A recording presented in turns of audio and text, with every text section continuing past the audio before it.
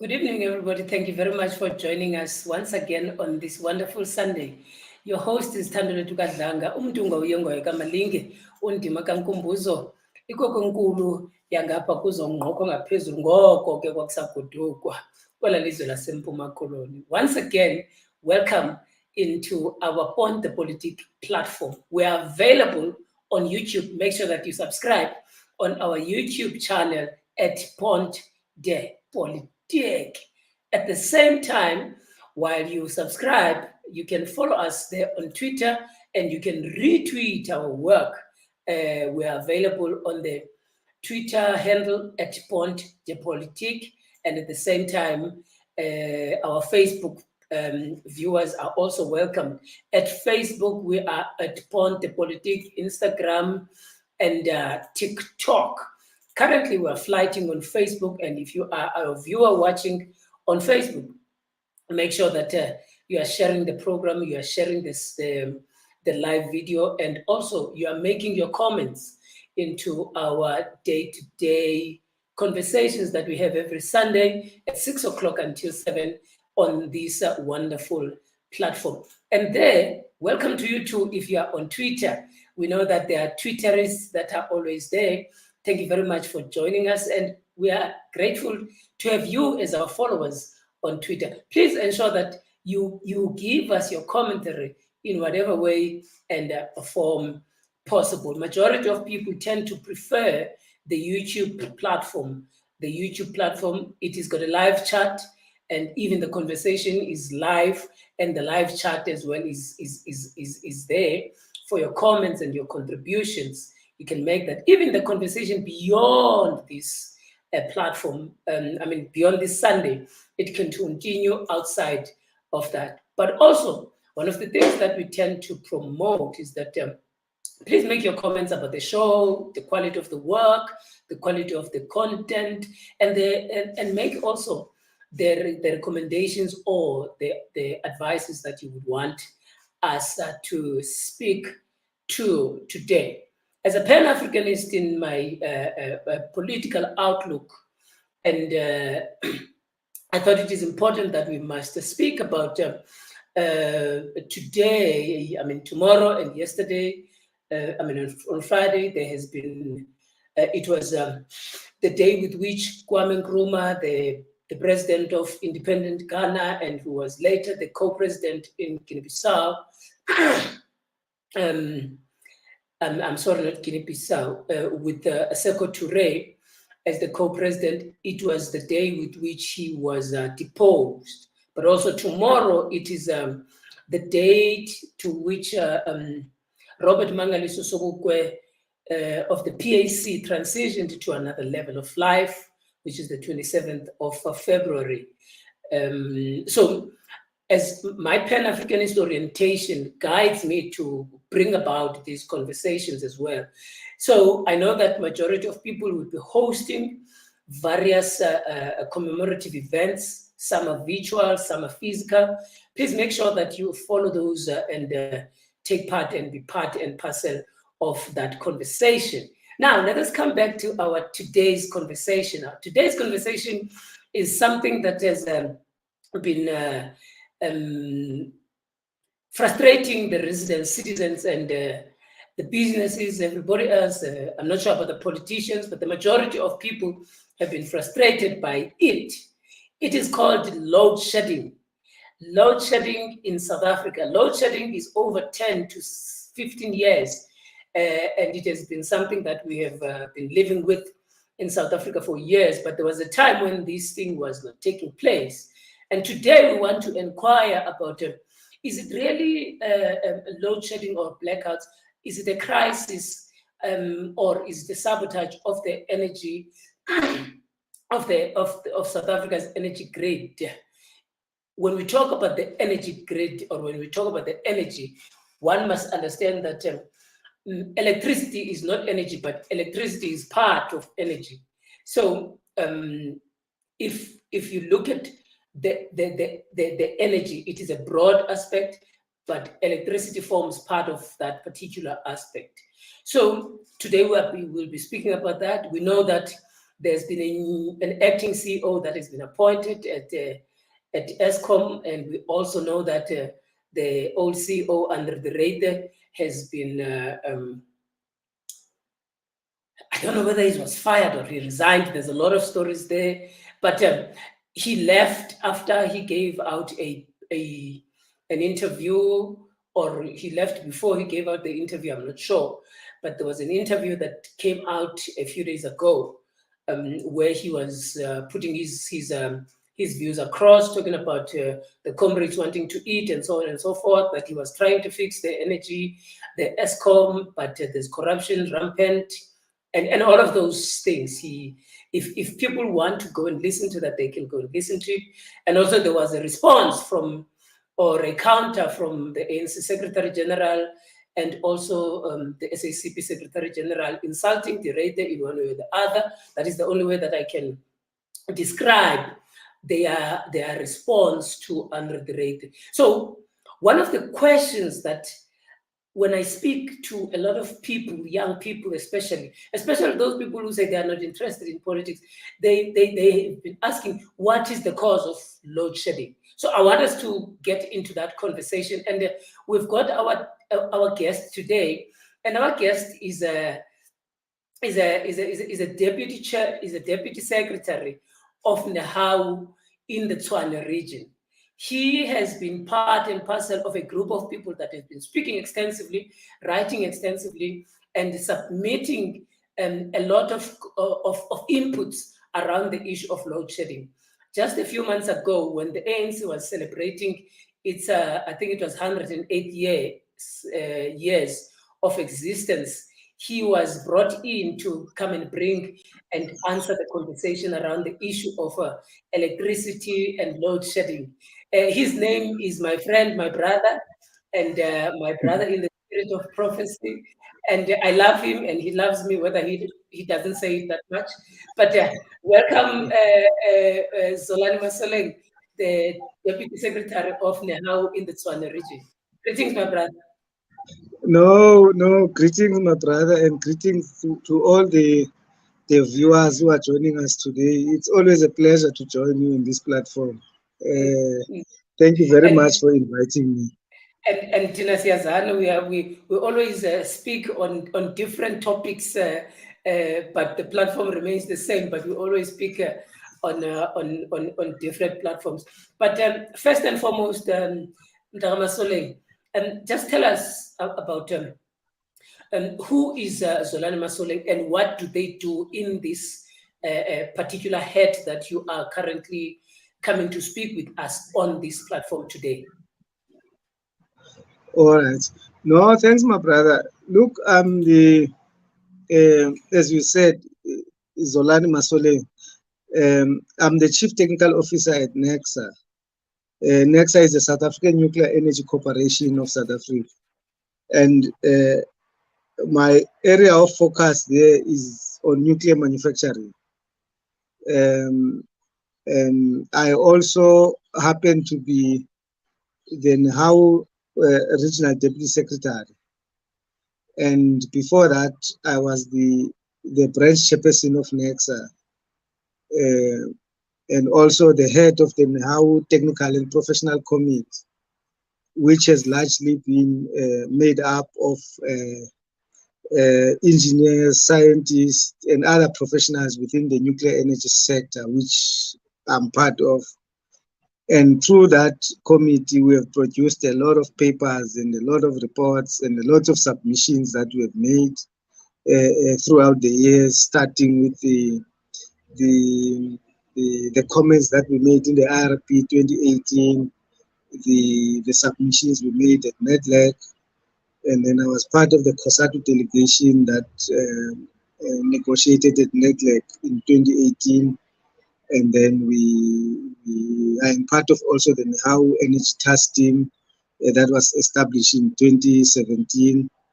We produced a lot of papers for different entities. We did a paper for NERSA in response to their concurrence on the 2,500 megawatts on nuclear.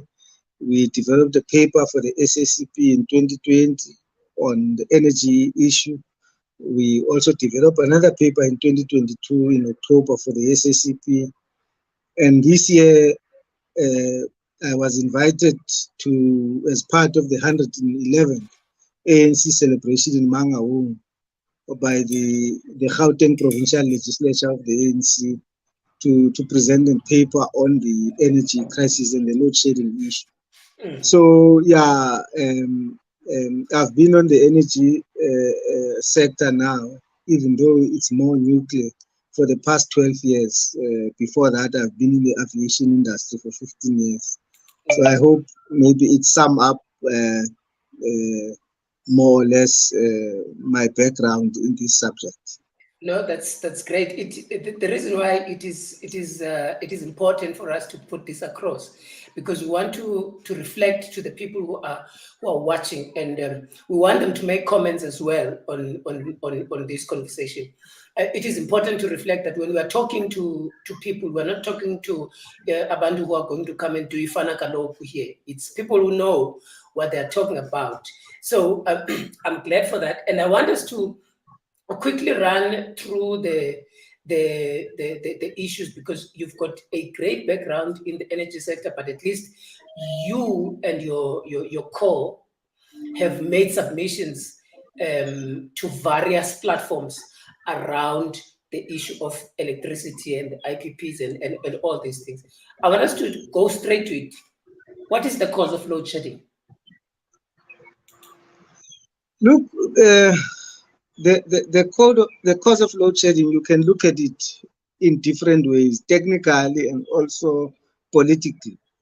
Technically, you will get a straightforward answer that load shedding happens because of demand is much greater than supply.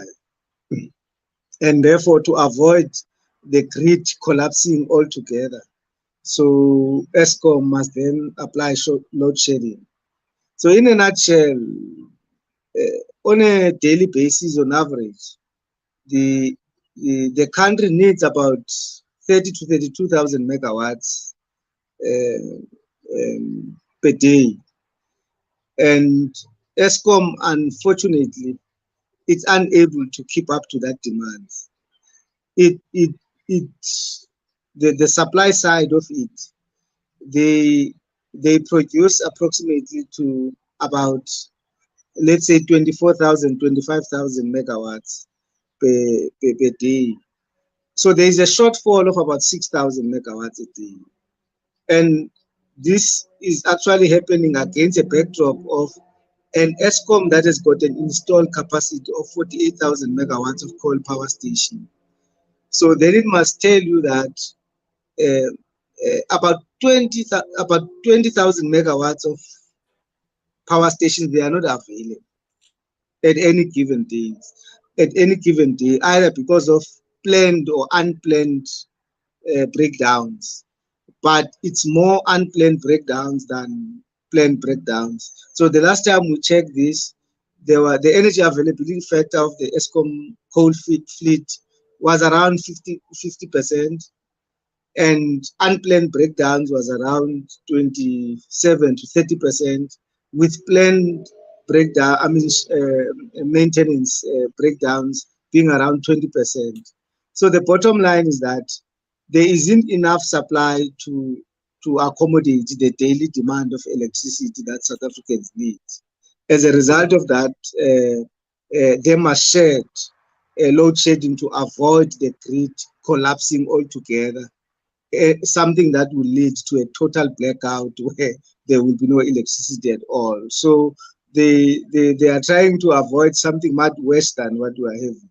Hence, they are implementing this so-called load shedding. So load shedding is just maybe a much more neutral term to replace blackouts, because blackouts means that we don't have power. That's at a technical level. I want us to keep it there for now, because I want we will go to the other aspect. Let's simplify it now. We're talking about ESCOM does not have the capacity to provide. Here, let's say you've got 5 liters of water, and you've got 5 glasses of water. Now, these glasses are empty. You want to transfer the water from the 5 liters of water to the 5 glasses, which do not make the 5 liter. You pour on the first glass, and on the second glass, all of them, they get filled. And then then there's water that remains in the glass. Are you therefore saying that the capacity we have to hold on water is not sufficient for the power that we have, or we do not have sufficient water in this container that can cover the entirety of these glasses that we are having? What is, give me the dimension there in more tangible approaches. You know, a much more simpler example I like to use is not to use water. Maybe use a company. Let's say you have a bus company.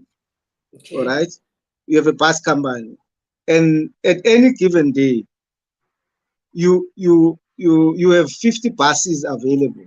You're in your company, and then at any given day, to be able to transport all your clients, you need 32 buses, and you also need maybe another 5 that must be ready in case one of those buses break, and then you are able to dispatch it. All right, and then you are able then to ferry your own customers daily with 32 buses. So in this particular case, you need 32 buses. But the reality is that the only number of buses that are available is 24 instead of 32. And because of you've got 24 buses available, you can only cater customers that will then be catered by 24 buses. The rest of the other customers must then find alternatives. Okay. Yes, you see. Okay. So that's a very simple way is to say at any given day, ESCOM needs 32 buses, but it's only has got 24 buses available in a fleet of 50 buses. So that's a crisis. There. So you've got 50 buses that are there, but only 24 it's working. Okay. So meaning that technically we do have these buses, but yes, not all of them are operating fully. yes, Or not all of them are operating fully, and therefore that implies that you can't cater for everybody. exactly. That's what it is. Many of them are unavailable because of they are breaking down. Maybe Yes. out of that 50, it's only 5 that is there for routine maintenance. You know, like regularly in your car, Yes. after 10,000 kilometers, you must change this and that. So it's only 5 that is there for that purpose. The others, they are breaking down. So they are unable then to. They are unrepairable at some point. Is that, or they are not repaired altogether? They need to be taken out of the system to be repaired properly before they will be brought in. All right. But because of there is pressure at times, you end up allowing buses that are not regularly maintained to drive because of you want come to and keep run up. on the road. Yes, you see. And So they cause accidents. They cause accidents, and also they break. You know, sometimes it's the brakes, then sometimes it's something else, then it's something else.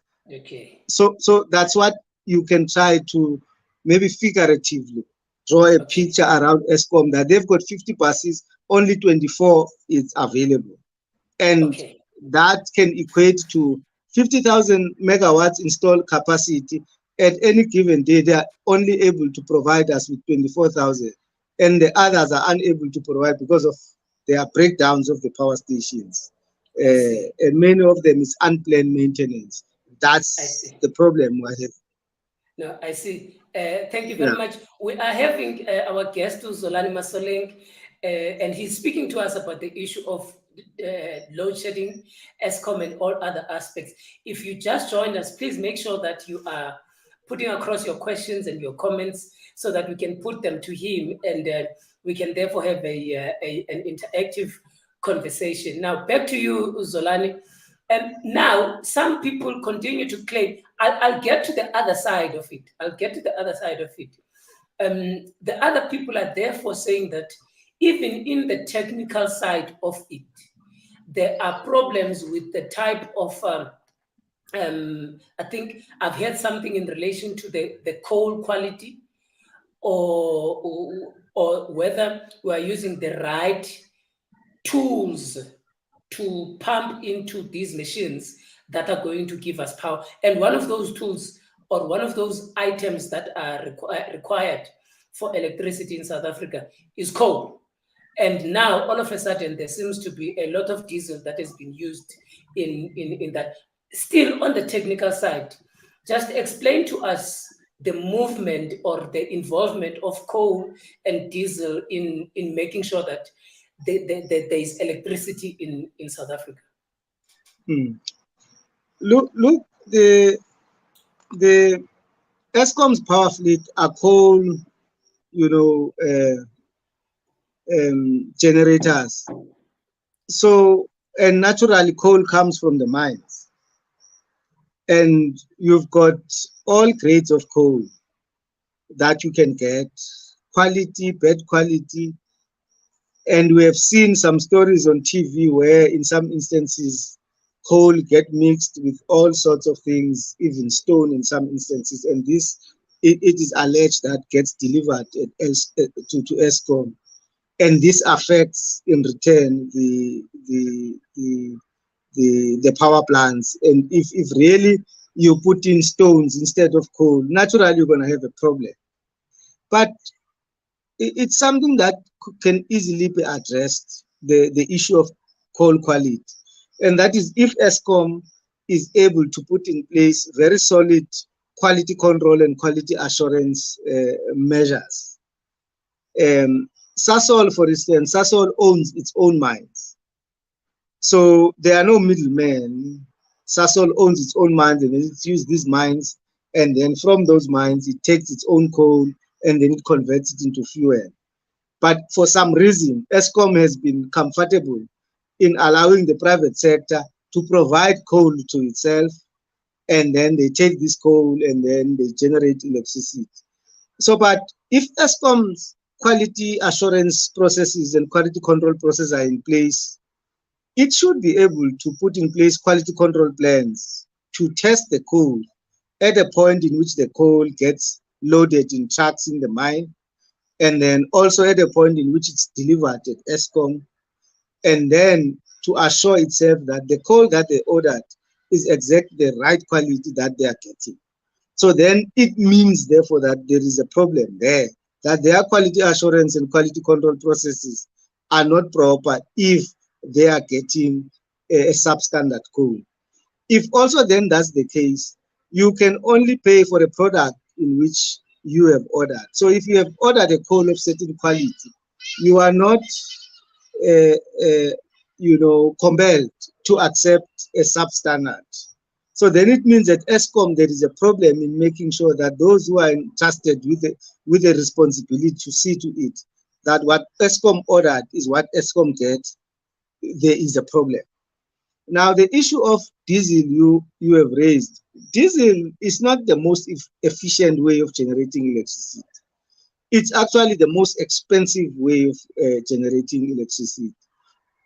If you look at the Eskom's financial results, they've been banning diesel, the open cycle gas turbines, as a way to try and avoid load shedding. And it's not something that you can do that on a daily basis. It's something that you must do it as an emergency. But to generate electricity through diesel is the most expensive form of generating electricity. So it's not a choice between coal and diesel. You are using diesel because of coal power stations are not available. And because they are not available, you are trying to keep the lights on, and then you are burning diesel, which is the most expensive form of generating electricity. So it's not an alternative to the So you are not solving the problem basically, but you are creating, or you are putting yourself in a more dire situation. Exactly. So you are actually using a more expensive solution to try to keep the lights on without solving the issue of the coal power fleet not being available. I see. Which is what he rated it. He did not fix the coal fleet. He just banned diesel, and the problem remained. So it means now you are taking, it's like you are taking money and burning it. Like you are burning money for the sake that you know, exactly. which is izinto that you are going to use tomorrow. Okay, thanks for that. Let's take a question. I've got a question that is I want us to take as soon as possible because we want to be interactive. Uti Usisa, Usisa is in Europe. The last time I checked. Thanks, Sisa, for keeping in touch with us. He says that let's assume that Eskom borrowed 400 billion in the past years. Is the money reflecting on the balance sheet in terms of the asset growth? That is one. And then he makes a position. I think if you borrow 500,000 to do an extension in your house value probably increases by a proportional value.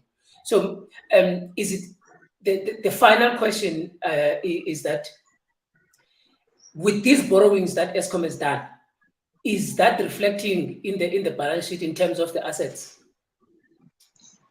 Look, it will reflect on the balance sheet as a liability.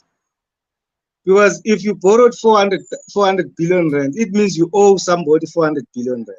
Okay. But what did you do with that 400 billion rand? Okay.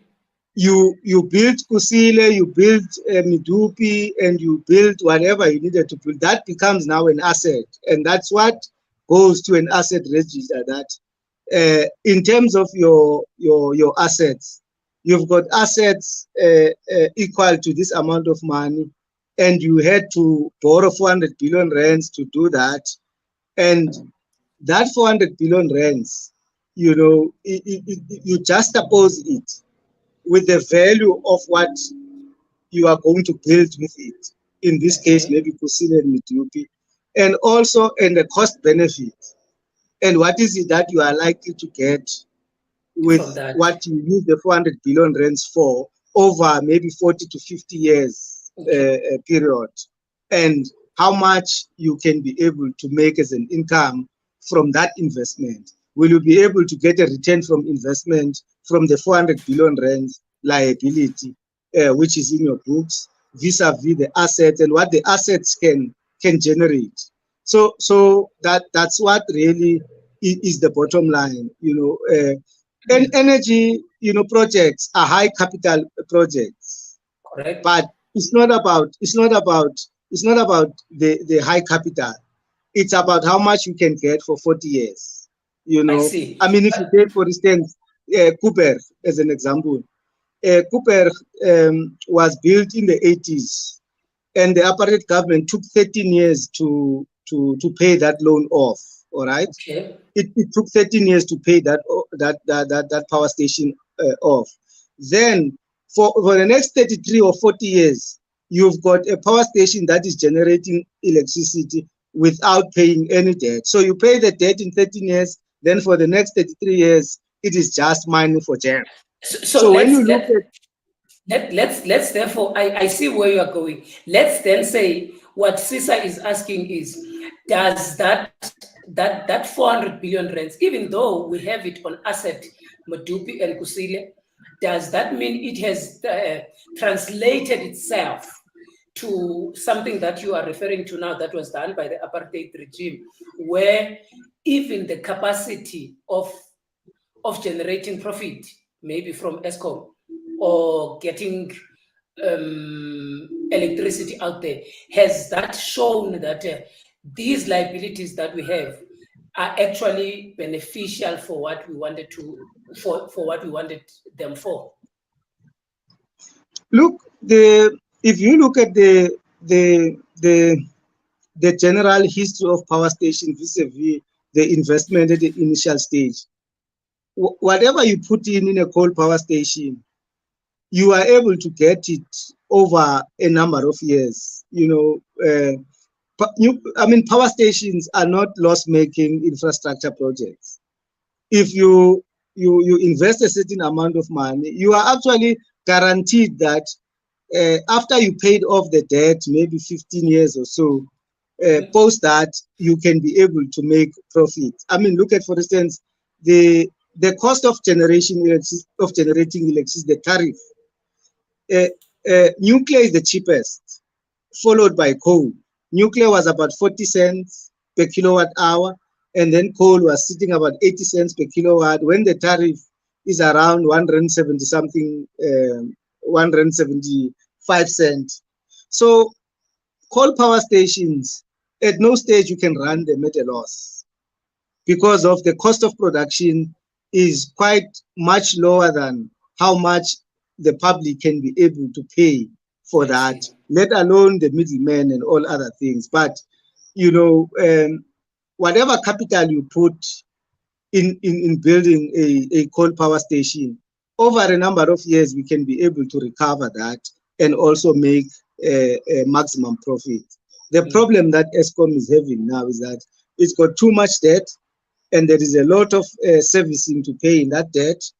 But over a number of time, if those new coal power stations are operating optimally, with all units operating effectively, over the lifespan of those coal power stations, ESCOM should be able to recover whatever amount of money they have borrowed. That they have borrowed. No, I hear. Let's take this. I've got two other technical questions.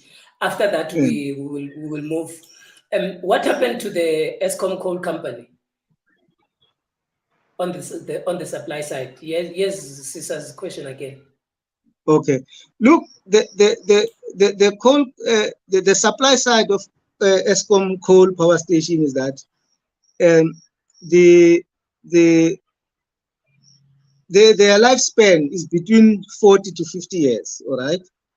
And then some of them are due for decommissioning. And some of them actually, with proper engineering and proper scientific planning, they can be extended longer.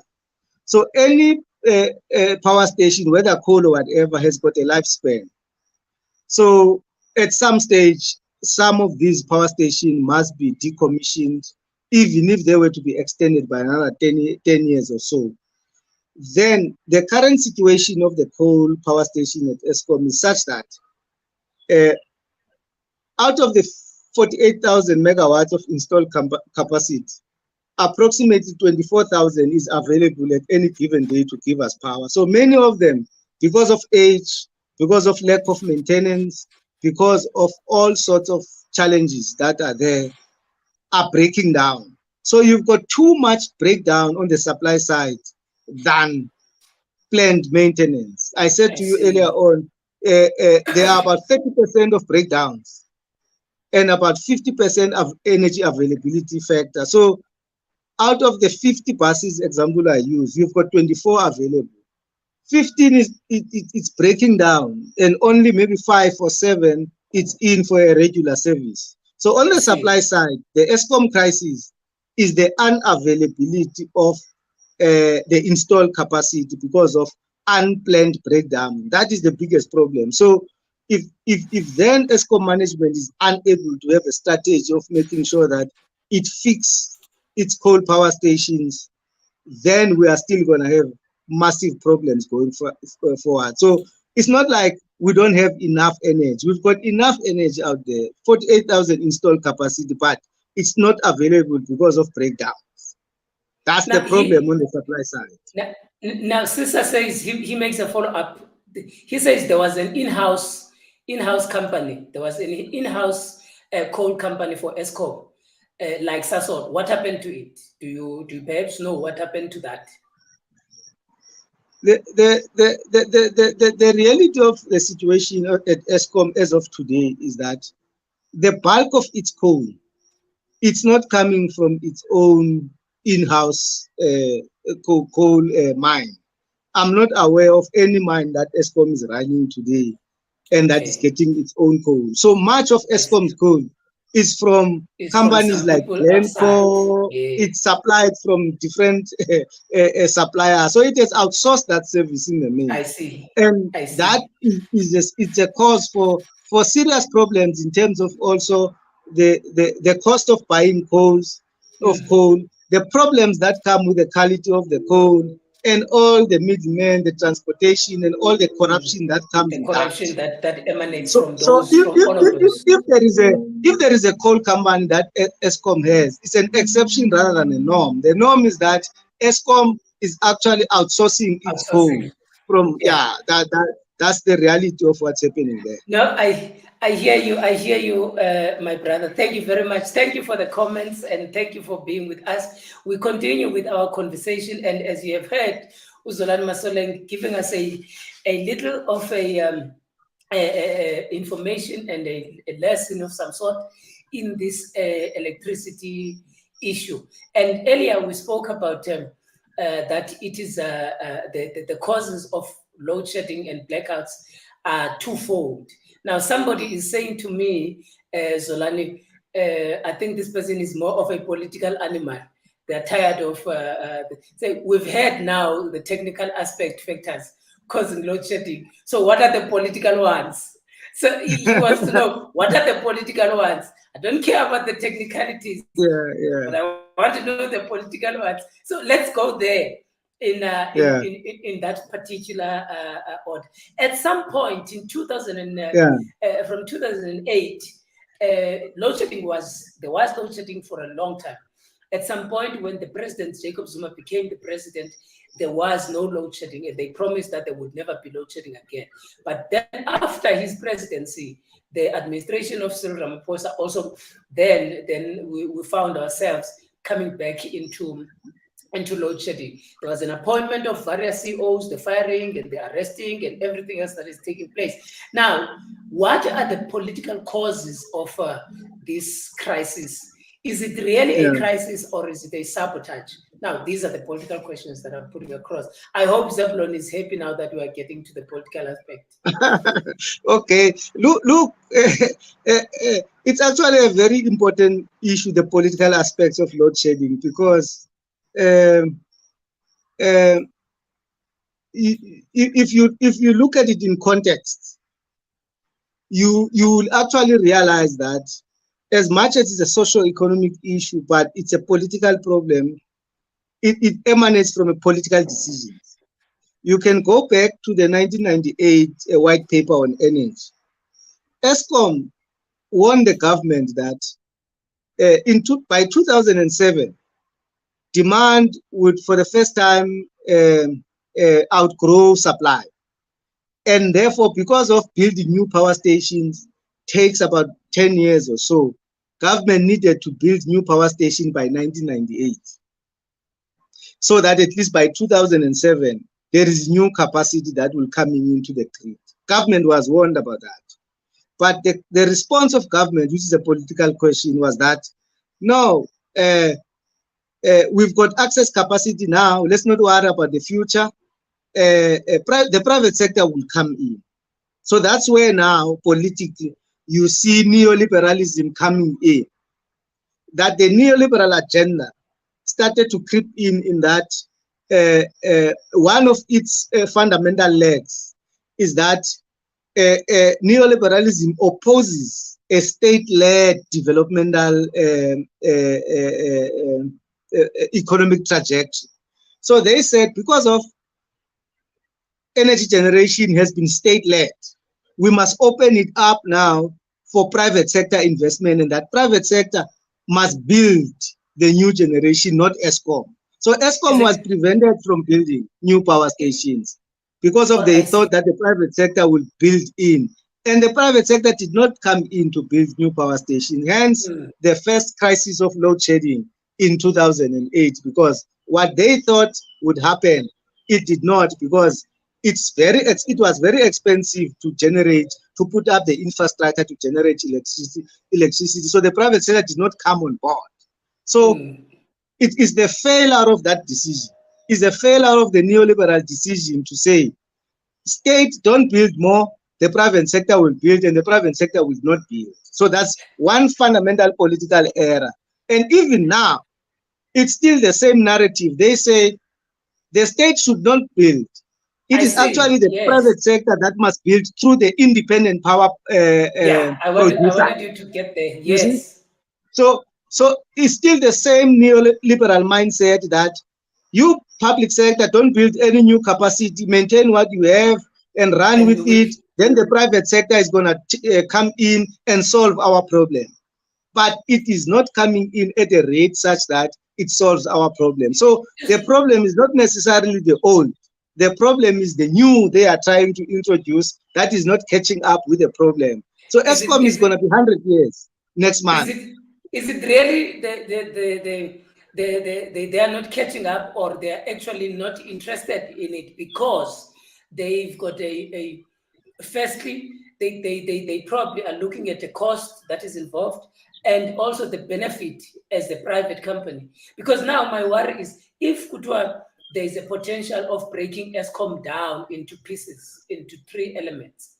And how is that going to help in solving the crisis of load shedding? You see, the logic of breaking down ESCOM into three companies, it's essentially to facilitate what I'm talking about. In order for the private sector to be able to have an unfettered access to generate electricity, they need to make sure that they build new generation, they produce their own power, and they sell it to the transmission entity in the same way that ESCOM would be selling. And then after that, it is distributed. So in actual fact, what then you are dealing with here, it's a situation where you must break down ESCOM in order to provide an environment in which the private sector can play a dominant role in the electricity sector. Now, if you look at the IRP, 2019, which plans for up to 2030, you will see there that by 2030, if the state is not building any new generation, the private sector will account for approximately around 40% of the new installed capacity, with ESCOM power station being decommissioned. And the last ESCOM power station to be decommissioned will be Medupi and Kusile, which will be decommissioned around 2044. So if ESCOM does not build any new capacity, the last power station will close down in 2044, and everyone who's building new capacity is the private sector. So the unbundling, the only purpose that is served by unbundling is to open up the market so that the private players are able to come in, build their own generation, sell to transmission, and also sell to other heavy users. So it's that neoliberal project to say that the state must be pushed back, private sector can do what the state is failing to do, and moving forward, it means therefore that electricity will be a commodity, no longer something that we'll use for the developmental role to provide a universal access to energy for the poor. Even though we can blame them, the apartheid regime and its colonial underpinnings, but they seem to have understood the importance of electricity in the development of the society. And at this moment, unbundling, you remind me of if ESCOM is one and united, it provides not the current ESCOM, by the way. I'm talking about the ideal ESCOM, not the broken down ESCOM. It might be a stronger ESCOM than a divided ESCOM. Thanks for that. Zolani is saying to us there is a ploy to create an environment for private actors to be part and parcel of the electricity terrain. So the unbundling is nothing but a ploy, a political decision to ensure that neoliberalism expresses itself fully. I know that a lot of people might be interested to ask certain questions. Here is a question. I've got a question here. Let me see. He says, Zebulon is asking a question. We can hear you, Brother Masoleng, but how long will it take perhaps to cure the sick child? Now, I think here we will get to this question probably at a later stage because it is more of a technical question, even though Zebulon wanted a political conversation. But I get where we are going to put that on. There was the Ruyter appointed majority of you, especially in how you had made various criticisms against the person, but also at the same time in the papers that you have been presenting, you did not seem very much convinced about him being at the head of ESCOM. Now, at this moment, the Ruyter was being supported by the ANC for the past few years. But all of a sudden, the ANC, through its Secretary General, is insulting him, and they are calling him whatever they call him, like an Afrikaner, whatever you call it. You know, most the style of Fikile Mbalula. And Mapaile got into the chorus as well. Now, what is your view of the Ruyter and the political move, therefore, of the ANC post Nasrec 2 in relation to the Ruyter and the load shedding? Yeah, look, the appointment of the Ruyter from day one was a delusion. It was a bad decision. There was no basis to appoint that man in the first place to be the CEO of ESCOM. And despite their repeated claims in the media, that is the Minister Pravin and them assuring the nation that the Ruyter is the right man for the job, he has never been the right man for the job, because even his own track record before joining ESCOM, when he was at NAMPEC and Sasol and others, was not a record of excellence. It was actually a disaster even from there. So how they expected him to all of a sudden becomes a success story at ESCOM was mind-boggling, because his track record was problematic. I mean, if you look at when he took over in 2020, we have experienced the worst load shedding under him than all the ESCOM previous CEO combined. Or you can combine all of them from 2008 start of load shedding, and you look at the hours of load shedding we had under all of those CEO from 2008 right up to 2020 when he was appointed. The amount of load shedding we had under him is worse than all of them combined. So the fellow, has been a disaster for ESCOM. And if you look at his posture really was not about making sure that ESCOM is run efficiently and the coal power fleet are doing what they're supposed to do. If anything, if you look at his narrative, it was to redirect ESCOM away from coal towards a more low carbon renewable type of a thing. So his mind has been single-handedly around reshifting ESCOM away from coal towards renewables. You look at the kind of loans he have made. There have been loans about battery storage, loans about connecting renewables, loans about this and that. So he did not focus his attention on making sure that ESCOM coal power fleet functions optimally. He was burning diesel.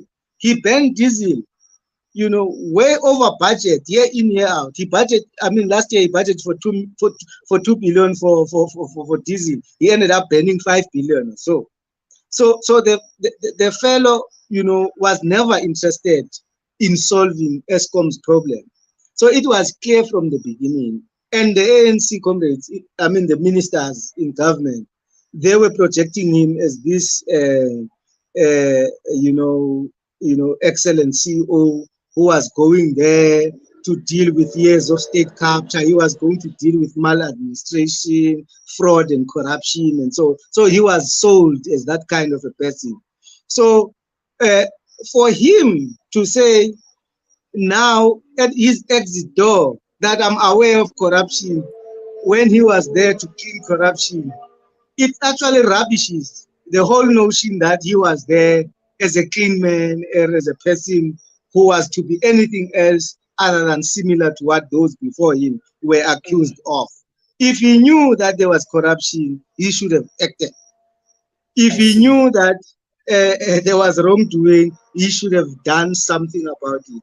But it's very convenient for him now that he's at his exit to come and tell us that I know about so and so, so and so and so, and he never did anything when he was there, which really is problematic.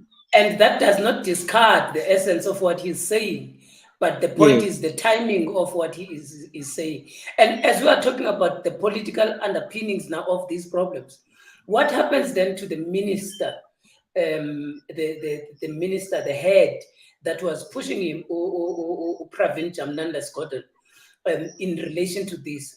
Because he seemed as if he was one of the persons that he was pushing for him, defending him, and making sure that the Ruyter is there. Now, how do we shift and put all the blame on the chief executive officer? What about the minister? What about the board? What about those two elements? Because they are politically aligned. Look, the Minister of Public Enterprise have changed boards. He has changed CEOs. And all of the appointments he has made have not solved our problem. So it's almost inconceivable that he can sit and claim that he is not involved or affected by this. If anything, all his political interventions at ESCOM have failed. Anything that he has done has not yielded the results that we want to see in terms of making sure that we've got a security of energy supply. Whether it's a Jabu Mabuza board that he put in, whether it's a Professor Mukhoba board that he put in, whether it's this one, and even the many CEOs that he put in, Pakamani Khadebe, and so on and so forth. So Pravin can't claim that ever since he has been a minister supervising over ESCOM, and ESCOM has been able to deliver what it needs to do.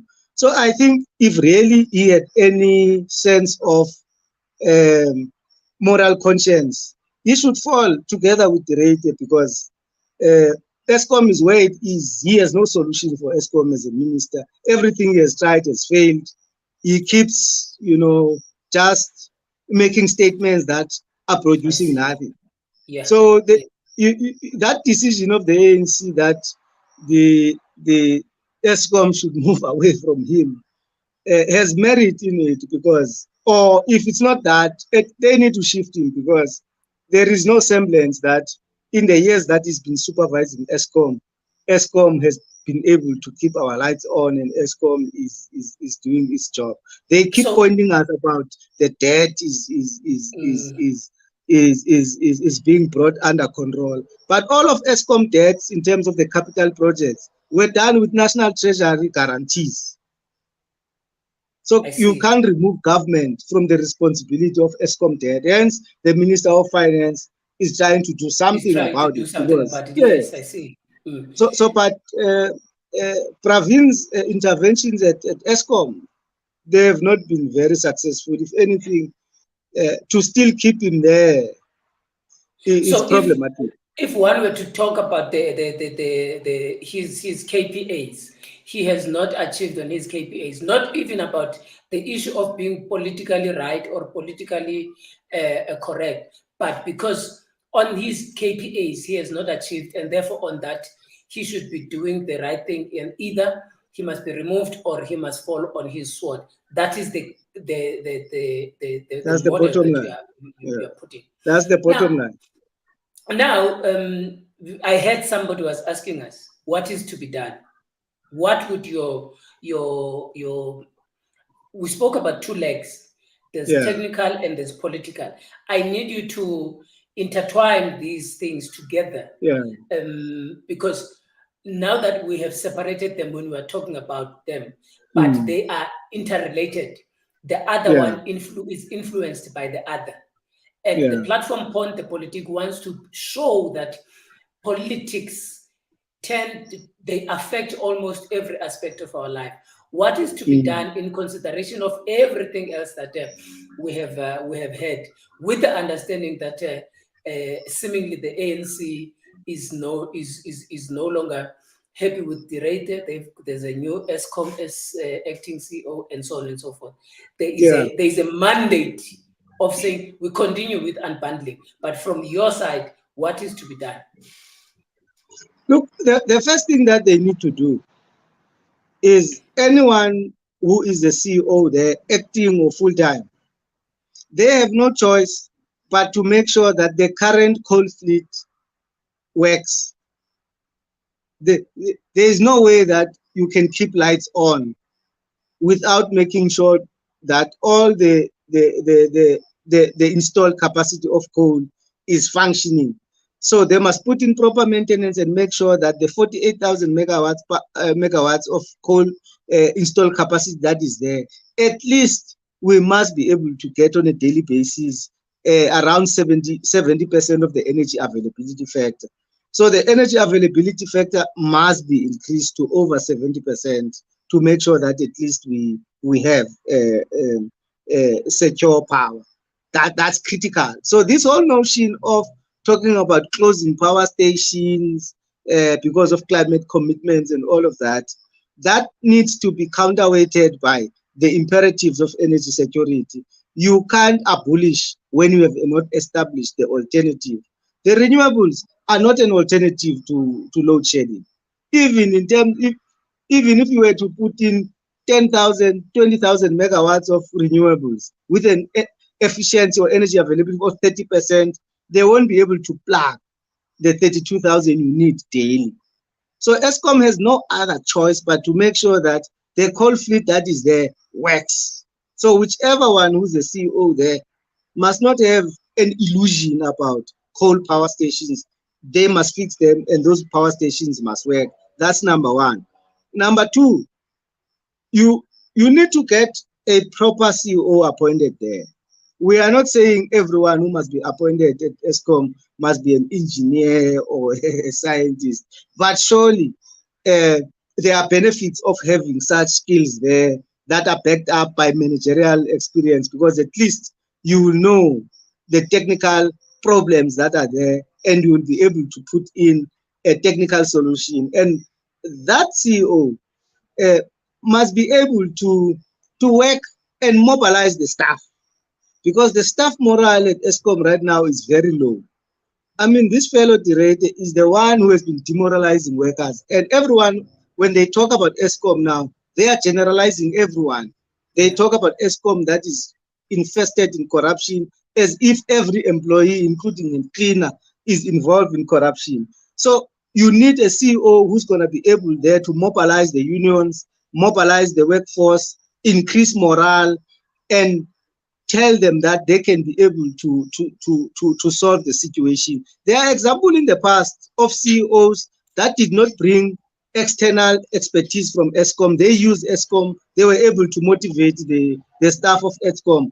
Brian Damage, for instance, presided of over 5 years of no load shedding by not bringing engineers from, Italy or wherever, but by working with what is there. If you look at the likes of Brian Molife and Koko, when they were there, they were able to stop load shedding without bringing any new skills. Jacob Marocha, when he was there, there was less hours of load shedding and so on and so forth. So whatever leader who comes in there must be the leader who's going to command confidence and respect of everyone, most importantly the unions. Because if there is sabotage, the unions should be able to advise on what is happening. If I'm an artisan working on a certain a machine, I know how I left that machine yesterday. And if I arrive today, I see something different. So the Ruyter came in and he alienated the unions. He went on the offensive against the unions. And the unions have never really been on board in terms of ESCOM turnaround because of they've been marginalized. So the situation can be turned around, but there are things that must be done in a short, mid to long term. Short term, yes. fix the fleet. Mid-term, you put in those renewables to plug in where you can plug in. You put in gas. Long term, you need nuclear energy in terms of making sure that you've got base load moving forward. So the situation might not be something that can be solved tomorrow, but in the next 6 to 12 months, some certainty can be done if the proper decisions are taken, not decisions that are taken on the basis of interests, because there are a lot of interests that are at play there at I ESCOM. see. Yeah. So, and politically, what is to be done? politically, what is to be done is,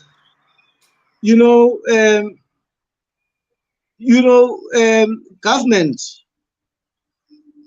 cushioning ESCOM from all of these political interests, whether they are external or internal, or I see. even within themselves. If really they are colleagues, they are colleagues in cabinet who've got vested interest.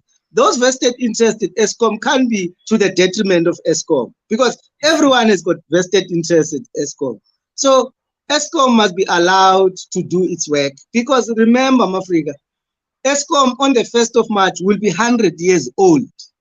We are not I talking see. about a Yeah, in a company few that days. is, in a few days, I it will be can't 100 the years. company. It's always been It there. does not It's start been now. running and It has running. always been Yeah, there, and it was functioning properly. In 2001, it won the prize of being one of the best run best utilities run. in the world Yes. in terms of generations and sales. So politicians must allow, technocrats must allow professionals to do their work and make sure that politics and also financial interests don't dictate what must happen at ESCOM.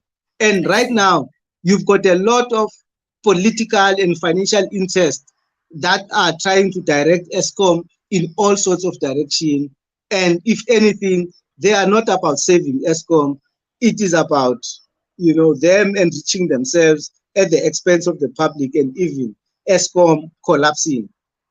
So government really need to step back, and allow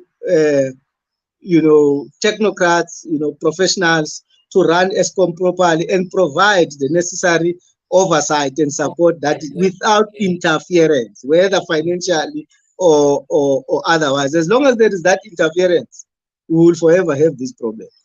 No, thank you very much, Mtaka Masoleng. I really appreciate it. And I hope that our viewers at home as well have gotten something out of this conversation. Siyabulela Jola for making the time of being with us. And I'm glad that I've seen a lot of people who are being tagged here, especially those that are coming from different Nehau branches in Pumalanga, in Tlajeni, and all that. So thank you very Okay. much for part and parcel of the conversation with us. And I hope that people have learned something. Any final words from you? No, thanks, my brother, for inviting me to share some ideas on this. And I hope really politicians don't listen to themselves only. They also listen to the voices they don't want to hear, because this load shedding issue, it's a disaster. It actually, if we were to use another different, it's a counter-revolutionary thing that is happening, because government say it wants to create jobs. How do you create jobs when companies are closing down because of there is no power? How do you want to create jobs when the ordinary mother who's selling amakunya is unable to do that and make a living? How do you stop crime when criminals are stealing cables during load shedding? How do take South Africa on a developmental path? And who's going to invest in a country where there is no power? So this whole thing, it actually reverses everything that the government say they want to do. So it's a political problem, and they need to take political decisions to stop it. If they think that come 2024, people are going to go to the polls happy with this current state of affairs, I think they've got this whole thing altogether wrong. So the sooner they do something genuinely, the better.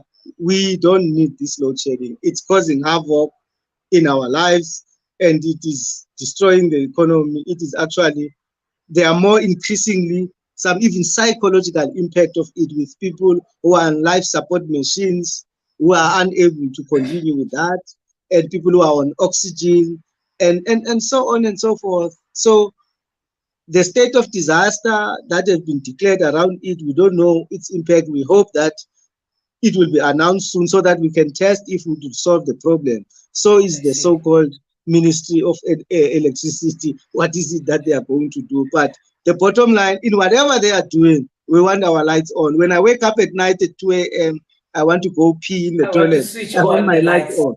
Yeah, because that's the bottom because line. because because we were promised that we are going to give you electricity. Now we want that electricity. Finish. We will just want it, exactly. Yeah, thank you very much, Son of Africa, Zolani Masoleng, for being part of this conversation. And I see also some of our colleagues are happy.